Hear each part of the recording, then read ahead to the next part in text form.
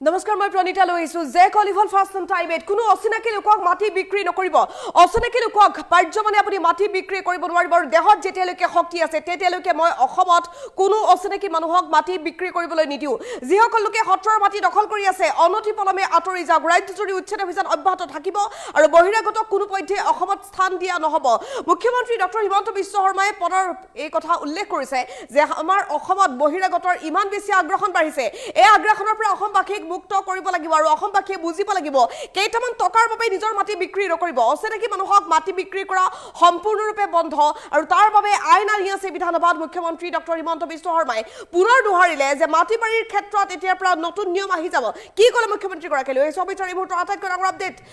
যে কলিভল ফাৰ্ষ্ট টাইমত কোনো অচিনাকি লোকক মাটি বিক্ৰী নকৰিব মুখ্যমন্ত্ৰী ডক্টৰ হিমন্ত বিশ্ব শৰ্মাই পুনৰ দোহাৰিছে এই কথা অসমখন মুক্ত কৰিব লাগিব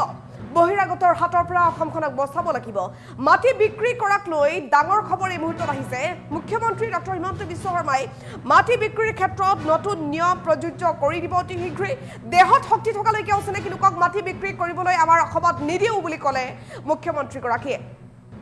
যিমান পাৰে সোনকালে সত্ৰৰ পৰা আঁতৰি যাওক যিসকল লোকে সত্ৰৰ মাটি দখল কৰি আছে তেওঁলোকক আঁতৰি যাবলৈ সকিয় নিদিলে মুখ্যমন্ত্ৰীগৰাকীয়ে চৰকাৰে কাকো ৰেহাই নিদিয়ে এই কথাও ক'লে মুখ্যমন্ত্ৰী ডক্টৰ হিমন্ত বিশ্ব শৰ্মাই ৰাজ্যজুৰি উচ্ছেদ অভিযান অব্যাহত আছে বহিৰাগতক উচ্ছেদৰ খাতিৰত হুঁচাৰ হৈছে প্ৰশাসন চৰকাৰ প্ৰতিজন অচিনাকি লোকে মনত ৰাখক যে অসমত আৰু মাটি নাপায় অসমত আৰু স্থান নাপায় এতিয়া জাতি জাগিছে জাতি জাগিব আৰু এই জাতিয়ে শংকৰ মাধৱৰ প্ৰেৰণাৰে জাতি মহাশক্তিলৈ ৰূপান্তৰ কৰিব বুলি ক'লে মুখ্যমন্ত্ৰী ডক্টৰ হিমন্ত বিশ্ব শৰ্মাই অচিনাকি লোকক জাতিৰ বৰঘৰত সোমাবলৈ অনুমতি নিদিব এই কথা সকলোৱে মনত ৰাখক আমি অসমীয়ে সংকল্প ল'ব লাগিব অচিনাকি লোকক মাটি বিক্ৰী নকৰো কোনো পধ্যে অচিনাকি লোকক মাটি বিক্ৰী কৰা নহব বুলি ক'লে মুখ্যমন্ত্ৰী ডক্টৰ হিমন্ত বিশ্ব শৰ্মাই কঠোৰ মন্তব্য কৰিছে মাটি বিক্ৰীৰ ক্ষেত্ৰত অসমৰ মুখ্যমন্ত্ৰী ডক্টৰ হিমন্ত বিশ্ব শৰ্মাই মাটি বিক্ৰীৰ ক্ষেত্ৰত নতুন নিয়ম আহি যাব আৰু কোনো অচিনাকি লোকক সহজে মাটি বিক্ৰী কৰিব নোৱাৰিব মাটি বাৰী ক্ৰয় বিক্ৰয়ৰ ক্ষেত্ৰত নতুন নিয়ম অতি শীঘ্ৰেই প্ৰযোজ্য হ'বলৈ গৈ আছে অচিনাকি মানুহক মাটি বিক্ৰী কৰা অসমত বন্ধ হ'ব লাগিব মাটি বিক্ৰী কৰাক লৈ নিশ্চিতভাৱে এই মুহূৰ্তৰ আটাইতকৈ ডাঙৰ খবৰ আমি জনাই আছো দেহত শক্তি থকালৈকে অচিনাকি লোকক মাটি বিক্ৰী কৰিবলৈ নিদিও হুংকাৰ দিলে মুখ্যমন্ত্ৰী ডক্টৰ হিমন্ত বিশ্ব শৰ্মাই যিমান পাৰে সোনকালে সত্ৰৰ পৰা আঁতৰি যাওক যিসকল লোকে সত্ৰৰ মাটি দখল কৰি আছে আঁতৰি যাব লাগিব অনতি পলমে চৰকাৰে কাকো ৰেহাই নিদিয়ে মুখ্যমন্ত্ৰীগৰাকীৰ কঠোৰ সকিয়নি এই মুহূৰ্তত আহি পৰিছে কাকো ৰেহাই দিয়া নহব এই কথা প্ৰতিজন অচিনাকি লোকে মনত ৰখা উচিত যে কাকো ৰেহাই নিদিয়ে অসমত আৰু স্থান নাই বহিৰাগতৰ অসমত আৰু অচিনাকি মানুহৰ স্থান নাই এতিয়া জাতি জাগিছে জাতি জাগিব আৰু এই জাতিয়ে শংকৰ মাধৱৰ প্ৰেৰণাৰে জাতি মহাশক্তিলৈ ৰূপান্তৰ কৰিব অচিনাকি লোকক জাতিৰ বৰঘৰত সোমাবলৈ অনুমতি নিদিব প্ৰতিজন অসমীয়াই মনত ৰাখক সংকল্প লওক এই বিষয়টোত আমি অসমীয়াই সংকল্প ল'ব লাগিব অচিনাকি লোকক মাটি বিক্ৰী নকৰো কোনো পধ্যে অচিনাকি লোকক মাটি বিক্ৰী কৰা নহব এই কঠোৰ মন্তব্য কৰিছে মুখ্যমন্ত্ৰী ডক্টৰ হিমন্ত বিশ্ব শৰ্মাই তেওঁ কি ক'লে শুনক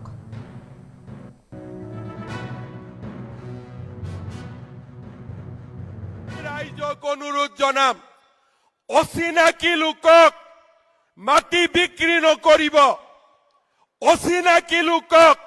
চাকৰি নিদিব আৰু অচিনাকি লোকসকলক জাতিৰ বৰঘৰত সোমাবলৈ অনুমতি নিদিব যেতিয়া আমি জাতীয় সংকল্প ল'ম অচিনাকি মানুহক মাটি বিক্ৰী নকৰো অচিনাকি লোকক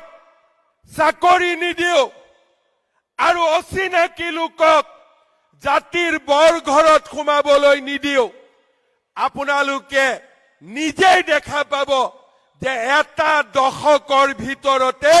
আমাৰ জাতি মহাশক্তিলৈ ৰূপান্তৰ হ'ব আমাক কোনেও ধৰি ৰাখিব নোৱাৰে অচিনাকি লোকক আহ্বান জনাম যে যিমান পাৰে সোনকালে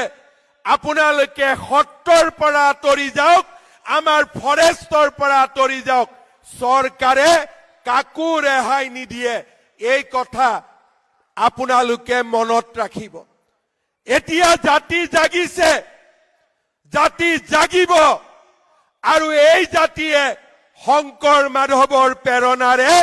এই জাতিক মহাশক্তিলৈ ৰূপান্তৰ কৰিব। মই অসমবাসী ৰাইজক অনুৰোধ জনাম, অচিনাকি লোকক মাটি বিক্ৰী নকৰিব, অচিনাকি লোকক চাকৰি নিদিব আৰু অচিনাকি লোকসকলক জাতিৰ বৰঘৰত সোমাবলৈ অনুমতি নিদিব। যেতিয়া আমি জাতীয় সংকল্প লম, অচিনাকি মানুহক মাটি বিক্ৰী নকৰো, অচিনাকি লোকক চাকৰি নিদিও আৰু অচিনাকি লোকক জাতিৰ বৰঘৰত সোমাবলৈ নিদিও, আপোনালোকে নিজেই দেখা পাব যে এটা দশকৰ ভিতৰতে আমাৰ জাতি মহাশক্তিলৈ ৰূপান্তৰ হ'ব। আমাক কোনেও ধৰি ৰাখিব নোৱাৰে। অচিনাকি লোকক আহ্বান জনাম যে যিমান পাৰে সোনকালে আপোনালোকে সত্ৰৰ পৰা আঁতৰি যাওক, আমাৰ ফৰেষ্টৰ পৰা আঁতৰি যাওক। চৰকাৰে কাকো ৰেহাই নিদিয়ে, এই কথা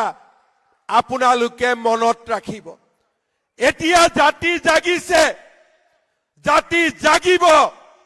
আৰু এই জাতিয়ে শংকৰ মাধৱৰ প্ৰেৰণাৰে এই জাতিক মহাশক্তিলৈ ৰূপান্তৰ কৰিব। মই অসমবাসী ৰাইজক অনুৰোধ জনাম, অচিনাকি লোকক মাটি বিক্ৰী নকৰিব, অচিনাকি লোকক চাকৰি নিদিব আৰু অচিনাকি লোকসকলক জাতিৰ বৰঘৰত সোমাবলৈ অনুমতি নিদিব। যেতিয়া আমি জাতীয় সংকল্প লম, অচিনাকি মানুহক মাটি বিক্ৰী নকৰো, অচিনাকি লোকক চাকৰি নিদিও আৰু অচিনাকি লোকক জাতিৰ বৰঘৰত সোমাবলৈ নিদিও, আপোনালোকে নিজেই দেখা পাব যে এটা দশকৰ ভিতৰতে আমাৰ জাতি মহাশক্তিলৈ ৰূপান্তৰ হ'ব। আমাক কোনেও ধৰি ৰাখিব নোৱাৰে। অচিনাকি লোকক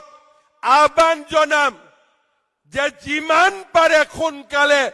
আপোনালোকে সত্ৰৰ পৰা আঁতৰি যাওক, আমাৰ ফৰেষ্টৰ পৰা আঁতৰি যাওক। চৰকাৰে কাকো ৰেহাই নিদিয়ে, এই কথা আপোনালোকে মনত ৰাখিব। এতিয়া জাতি জাগিছে, জাতি জাগিব আৰু এই জাতিয়ে শংকৰ মাধৱৰ প্ৰেৰণাৰে এই জাতিক মহাশক্তিলৈ ৰূপান্তৰ কৰিব। মই অসমবাসী ৰাইজক অনুৰোধ জনাম, অচিনাকি লোকক মাটি বিক্ৰী নকৰিব, অচিনাকি লোকক চাকৰি নিদিব আৰু অচিনাকি লোকসকলক জাতিৰ বৰঘৰত সোমাবলৈ অনুমতি নিদিব। যেতিয়া আমি জাতীয় সংকল্প লম, অচিনাকি মানুহক মাটি বিক্ৰী নকৰো, অচিনাকি লোকক চাকৰি নিদিও আৰু অচিনাকি লোকক জাতিৰ বৰঘৰত সোমাবলৈ নিদিও, আপোনালোকে নিজেই দেখা পাব যে এটা দশকৰ ভিতৰতে আমাৰ জাতি মহাশক্তিলৈ ৰূপান্তৰ হ'ব। আমাক কোনেও ধৰি ৰাখিব নোৱাৰে। অচিনাকি লোকক আহ্বান জনাম যে যিমান পাৰে সোনকালে আপোনালোকে সত্ৰৰ পৰা আঁতৰি যাওক, আমাৰ ফৰেষ্টৰ পৰা আঁতৰি যাওক। চৰকাৰে কাকো ৰেহাই নিদিয়ে, এই কথা আপোনালোকে মনত ৰাখিব। এতিয়া জাতি জাগিছে, জাতি জাগিব আৰু এই জাতিয়ে শংকৰ মাধৱৰ প্ৰেৰণাৰে এই জাতিক মহাশক্তিলৈ ৰূপান্তৰ কৰিব। মই অসমবাসী ৰাইজক অনুৰোধ জনাম, অচিনাকি লোকক মাটি বিক্ৰী নকৰিব, অচিনাকি লোকক চাকৰি নিদিব আৰু অচিনাকি লোকসকলক জাতিৰ বৰঘৰত সোমাবলৈ অনুমতি নিদিব। যেতিয়া আমি জাতীয় সংকল্প লম অচিনাকি মানুহক মাটি বিক্ৰী নকৰো অচিনাকি লোকক চাকৰি নিদিও আৰু অচিনাকি লোকক জাতিৰ বৰ ঘৰত সোমাবলৈ নিদিও আপোনালোকে নিজেই দেখা পাব যে এটা দশকৰ ভিতৰতে আমাৰ জাতি মহাশক্তিলৈ ৰূপান্তৰ হ'ব আমাক কোনেও ধৰি ৰাখিব নোৱাৰে অচিনাকি লোকক আহ্বান জনাম যে যিমান পাৰে সোনকালে আপোনালোকে সত্ৰৰ পৰা আঁতৰি যাওক আমাৰ ফৰেষ্টৰ পৰা আঁতৰি যাওক চৰকাৰে কাকো ৰেহাই নিদিয়ে এই কথা আপোনালোকে মনত ৰাখিব এতিয়া জাতি জাগিছে